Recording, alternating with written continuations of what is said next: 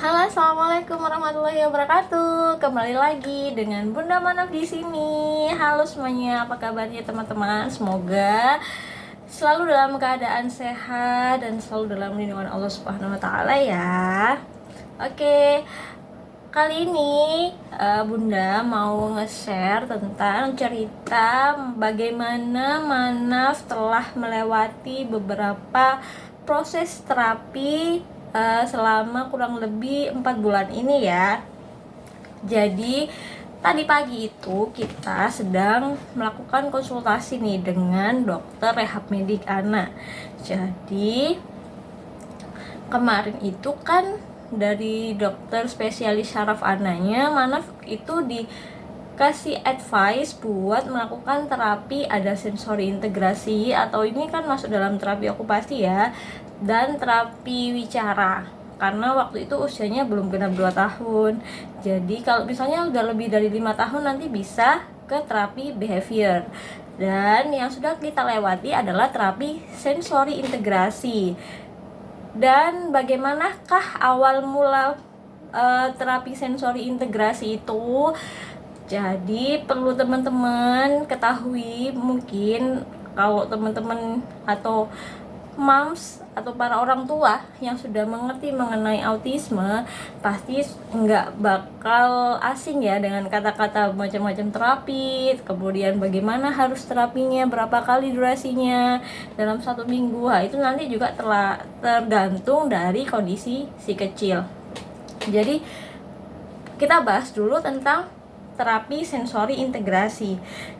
Kita buka dulu di ini, dari sumbernya ada dari klinikpintar.id. Jadi sensori integrasi itu adalah proses untuk mengenal, mengubah, serta membedakan sensasi dari stimulasi yang ada dari luar diri seseorang, kemudian untuk merespon perilaku yang dituju. Misalnya gini, kan kita menerima respon berupa, misalnya kita dipanggil nih, itu kan berarti ada respon suara panggilan. Bagaimana anak ini bisa merespon? Itu adalah salah satu termasuk dari sensori. Kemudian kayak Manaf kan dulu awal pencetus dia bisa didiagnosa itu karena dia memang kalau dipanggil dia nggak noleh. Otomatis dari sensori pendengarannya dia itu perlu dikaji dulu. Setelah dikaji tidak ada gangguan dari sistem pendengaran, apa ini yang bermasalah? Akhirnya itulah dikasih terapi sensori integrasi. Jadi kemampuan ini sangat penting untuk mendukung aktivitas keseharian seperti belajar, bersosialisasi, bekerja, makan, minum, berpakaian, pokoknya segala aktivitas yang dilakukan oleh seorang individu atau seorang anak. Bila seseorang itu mengalami gangguan dalam perkembangan sensori, maka sulit untuk beraktivitas dan menyesuaikan diri terhadap lingkungan, terhadap stimulasi sensori yang dia terima. Jadi misalnya dia kalau memang tanda seseorang itu mengalami gangguan sensori integrasi itu atau sensori integrasi disorder itu adalah terlalu sensitif terhadap bau atau bahan pakaian tertentu, itu contohnya. Kemudian gangguan perkembangan sensorik juga bisa menyebabkan anak itu kesulitan saat memusatkan perhatian pada benda yang bergerak. Kemudian dia juga bisa takut ketinggian, lalu dan bisa mengalami gangguan keseimbangan. Jadi misalnya nih, makanya nanti kalau ada di terapi sensori integrasi itu ada papan keseimbangan, dia harus berjalan gitu kan. Jadi oleh karena itu, anak dengan gangguan sensori integrasi ini biasanya itu mudah menabrak sesuatu atau cenderung jalannya itu tidak seimbang, sempoyongan. Dan solusinya adalah anak perlu mengikuti terapi agar mengembalikan fungsi sensoriknya itu sebagaimana mestinya. Dan terapi sensori integrasi ini merupakan terapi yang membantu anak untuk dilatih tuh bagian mana sensoriknya yang bermasalah, sehingga nanti dalam ruangan itu anak bisa secara nyaman dengan fisioterapisnya ya, untuk melewati hal-hal atau kegiatan-kegiatan yang bisa menstimulasi sensori yang bermasalah tadi. Jadi intinya di dalam sensori integrasi itu kita hanya main-main di dalam, jadi anak itu main-main di dalam. Nah, cerita dulu awal pertama Manaf sensori integrasi itu kita bisa menunggu kan di dalam, terus hari berikutnya nggak boleh itu, kita bisa lihat dari jendela atau dari CCTV. Jadi dia cuma main-main aja, tergantung bagaimana. Jadi kalau dari rumah sakitnya itu ada ini laporan. Jadi kita setiap habis terapi itu ada evaluasinya. Jadi Manaf terapi di salah satu rumah sakit di Harapan Indah, kawasan Harapan Indah Bekasi.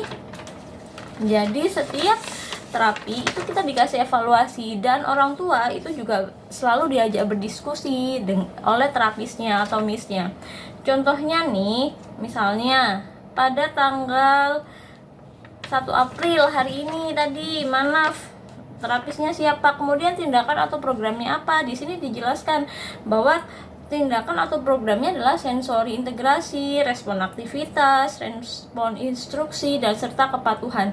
Dan ini juga tergantung masalah dari yang dialami oleh anak, masalah perilaku dari si anak. Jadi terus ada nih rangkuman kegiatannya apa aja, kemudian advice atau edukasi kepada orang tuanya apa aja. Contohnya nih, hari ini kurang kooperatif, Manaf aktif dan memilih mainan tapi tidak konsisten dalam bermain. Misalnya tadi katanya misnya dia milih nih main puzzle, oke 1-2 kali masukin puzzle, oke, setelah itu dia tinggalkan. Kemudian dia main ayunan, dia naik tuh ayunan, diayun, kemudian harusnya kan waktu biasanya di ayunan itu dia harus bermain apa, di situ ada aktivitas yang diajak ngobrol, entah itu memasukkan bola atau memasang puzzle lagi. Ya itu dia nggak sampai selesai.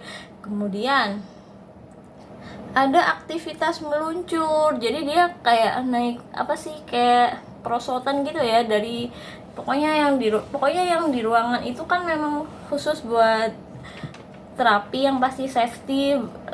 Jadi maksudnya tuh tipe permainannya tuh kayak di playzone gitu, menarik banget, warna-warni, jadi membuat anak itu seneng.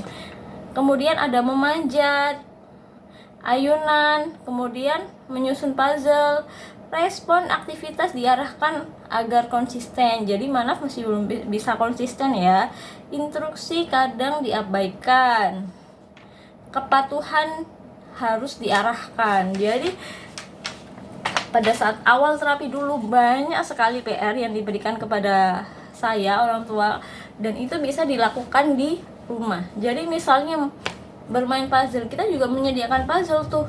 Awalnya Manaf itu dia belum bisa tuh yang namanya menunjuk, kemudian jadi kalau dia minta sesuatu itu kita pasti ditarik. Tapi setelah beberapa kali terapi, akhirnya dia sudah mulai tahu tuh. Jadi kalau mau apa-apa dia sudah bisa nunjuk, meskipun belum ada kata tapi ada suara, jadi kayak babbling gitu, ada gitu. Dulu itu belum ada sama sekali. Kemudian dia juga sudah bisa dikasih instruksi sederhana, misalnya buang sampah, tutup pintu, kemudian merespon emosinya. Kalau dia nangis harusnya bagaimana. Apalagi sekarang dia sudah masuk ke usia hampir 2,5 tahun, jadi emosinya itu lagi kadang dia ini sudah di fase penolakan. Misalnya diarahkan bahwa ini nggak bagus gitu, nggak baik buat dia bakal menolak dengan tantrum atau meltdown. Oleh karena itu di sensori integrasi ini dia juga mulai di drill tuh bagaimana dia harus dikasih kepatuhan dan kedisiplinan. Kemudian biasanya itu Jadi sensori integrasi itu manfaatnya adalah membantu pasien dengan beberapa kondisi. Yang pertama adalah gangguan pemusatan perhatian dan koordinasi perkembangan. Jadi misalnya itu tadi, manaf itu anaknya sulit fokus. Bagaimana dia bisa fokus? Misalnya kan rentan fokus anak itu adalah 2 dikali usia. Misalnya manaf 2 tahun, berarti 2 dikali 2 tahun. Apabila dia bermain di suatu tempat, harusnya sudah bisa fokus tuh selama 4 menit. Akan tetapi dia belum bisa fokus selama 4 menit. Dan kalau diajak ngobrol itu kadang masih kontak matanya sangat kurang banget. Nah, untuk sekarang itu dia sudah, setelah beberapa kali terapi itu sudah mulai ada kontak mata. Tapi meskipun nggak panjang ya, nggak lama gitu, meskipun kadang dia masih tengok-tengok sana kalau diajak ngobrol. Nah itu sudah ada sedikit kemajuan, ya nggak sedikit sih, cukup ada kemajuan. Kemudian manfaat yang kedua adalah sulit untuk mengendalikan suasana hati. Jadi dia ini cenderung, yaitu tadi, mudah tantrum. Kemudian dia seolah-olah dia itu ingin mengekspresikan keinginan, tapi kadang itu dia tidak terpenuhi, mau ngomong dan yang lain ini juga nggak paham, ya kan? Misalnya kan dia belum bisa bicara, akhirnya dia ingin mengekspresikan bahwa misalnya dia nggak nyaman dengan suasana yang di ruangan itu. Nah, dia kadang ya nggak bisa apa-apa kecuali dia nangis atau meltdown gitu. Kemudian yang ketiga adalah kesulitan untuk mempelajari hal-hal yang umum atau tertentu. Misalnya nih, kita mulai meronce. Kadang kan meronce itu memang harus fokus ya, memasukkan, saya itu buat mainan dari sedotan ditempel ke kardus, kemudian dimasukkan tali gitu. Nah, dia masih kesusahan. Jadi kadang kalau dia susah, dia tuh sudah berusaha, manaf itu sudah berusaha untuk memasukkan tadi ya talinya ke sedotan, tapi karena dia tidak bisa, akhirnya dia marah lah, itu dibuang, mulai untuk nangis-nangis lagi. Itu adalah salah satu kesulitan dalam beberapa hal. Kemudian dan kadang itu memang khususnya nih, dia itu kan kesulitan dalam pengucapan dia, jadi belum bisa bicara, yaitu apabila ada hal yang tidak dimengerti oleh kita, dia tuh mulailah meltdown, kemudian susah untuk mengekspresikan apa yang ia rasakan. Itu jadi harus membuat kita itu mengerti ya, kira-kira dia ini kenapa. Kemudian yang keempat, manfaat dari SI adalah berguna bagi pasien yang mengalami peristiwa pasca trauma, cedera, atau penyakit. Ya contoh-contohnya yang misalnya habis kecelakaan, kemudian ada gangguan tuh, misalnya dia mati rasa dan lain sebagainya, itu bisa diobati, bisa dilakukan terapi sensori integrasi.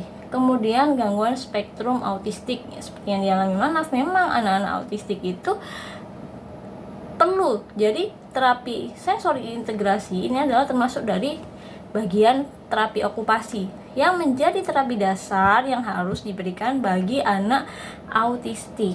Jadi diberikan terapi ini diharapkan anak itu mampu untuk mengembangkan respon yang tepat serta spontan akan pengalaman atau akan stimulasi dari lingkungan, baik ia berada di rumah, di sekolah, atau di komunitas yang lebih luas. Kemudian prosedur pelaksanaan terapi sensori integrasi ini adalah ada beberapa jenis ya, ada beberapa tahap dari prosedur sensori integrasi ini. Yang pertama adalah intervensi. Jadi prosedur ini adalah aktivitas bagaimana peralatan, kemudian suasana yang melibatkan fungsi motorik dan sensorik itu disiapkan. Kemudian misalnya dengan berayun, dilakukan pemijatan kepada anak sehingga anak itu merasa nyaman saat memasuki ruangan. Bagaimana penilaian kita terhadap anak itu. Kemudian yang kedua adalah akomodasi dan adaptasi. Oke, perlu teman-teman ketahui bahwa proses-proses ini adalah yang dilakukan oleh terapis, tapi ada beberapa kegiatan yang kita bisa lakukan sendiri di rumah. Contohnya, Ya seperti tadi, belajar untuk bagaimana memfasilitasi anak untuk memanjat, bermain puzzle, melatih fokus, kemudian bagaimana kita ajak berbicara secara dua arah, meskipun kontak matanya kurang, bagaimana kita bisa mengajak berbicara misalnya dengan benar-benar mengajak anak itu untuk tatap muka, kemudian apalagi ya, memanjat, meluncur, kemudian keseimbangan. Mana waktu itu pernah bermasalah dengan keseimbangan, jadi bisa dilakukan dengan dia harus ini di bantal, berdiri di bantal, atau berdiri di garis. Kemudian yang sangat membantu yang kami lakukan adalah kita membelikan balance bag. Dia sekarang sama balance bag itu memang senang banget, dan akhirnya keseimbangannya sekarang sudah bagus. Kemudian ada program modifikasi lingkungan, yaitu bagaimana kita menciptakan lingkungan yang nyaman ya meskipun di rumah.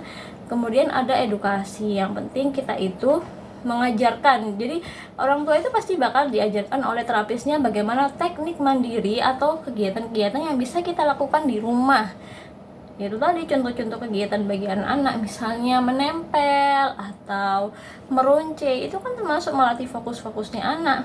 Kemudian bagaimana dia diberikan rintangan, misalnya sebelum dia memasukkan bola ke sana, dia harus melompat dulu ke beberapa tahap gitu. Jadi nanti teman-teman bisa lihat banyak sekali video yang bisa kita jadikan contoh bagaimana kegiatan-kegiatan terapi sensori integrasi di rumah. Jadi secara umum terapi sensori integrasi itu adalah bagaimana anak itu bisa menerima, mengkoordinasikan stimulasi dari luar apabila ada stimulasi terhadap kemampuan sensorisnya. Jadi kemampuan sensori itu kan banyak sekali ya, mulai dari mata, telinga, pendengaran, penglihatan, pengecapan, kemudian tekstur. Untuk tekstur sekarang Manaf ini di tahap dia itu belum menerima. Dulu awal-awal dia masih kayak rumput itu masih suka geli-geli, nggak mau. Sekarang sudah mau, pasir juga mau, tapi dia sekarang masih ke tekstur-tekstur yang lengket gitu tuh belum bisa. Jadi dalam sensori integrasi ini pasti sangat dibutuhkan peran kita di rumah juga untuk tetap melakukan stimulasi terhadap anak. Apalagi misalnya kayak Manaf kan terapi sensori integrasinya cuma 1 kali dalam 1 minggu. Langkah baiknya diberikan stimulasi juga dari rumah. Baik, sekian dari saya, kurang lebihnya mohon maaf. Wassalamualaikum.